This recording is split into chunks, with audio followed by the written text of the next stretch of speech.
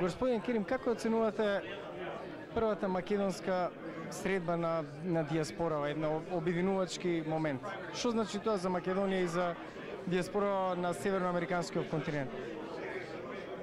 Македонија е 18 години самостојна држава, има суверенитет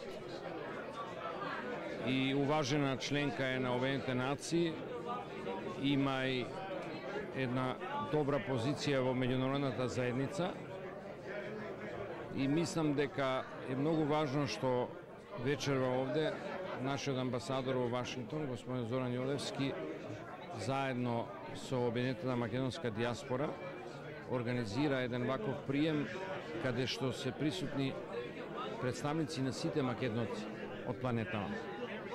Тука се луѓе од Австралија, од Канада, од Америка, од Европа, практично од секое ќошенце во светот каде што живеат македонци, и тоа покажува дека на патот кон националното единство кое уште го немаме постигнато за жал, овие чекори, вакви мали, но важни чекори ќе ни обезбедат нешто што за секоја нација е клучно, а тоа е да ја градиме националната свест и единство и надвор и внатре во Македонија.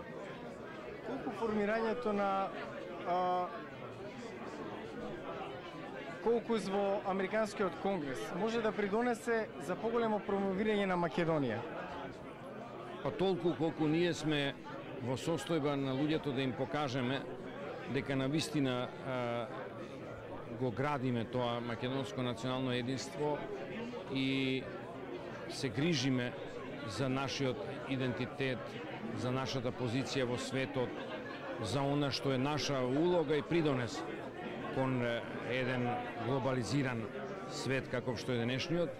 И мислам дека со едно лобирање од овој тип како што е вечерва овде, каде што имавме така уважени гости како што е сенаторот Лугар, конгресменот Паскрел од Нью Джерси и многу други видени американци, можеме навистина и во Америка и во многу други земји да го сториме она што е една од нашите клучни задачи како патриоти, а тоа е да се афирмираме како нација, како луѓе, како држава.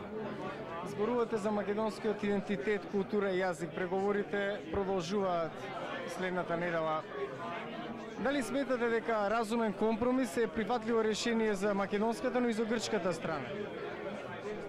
Апсолутно сметам дека по дефиниција еден разумен компромис може да ги задоволи двете страни, но сметам дека нема никакво место ниту во преговорите, ниту пак во таков еден компромис да се расправа за македонскиот национален идентитет и јазик.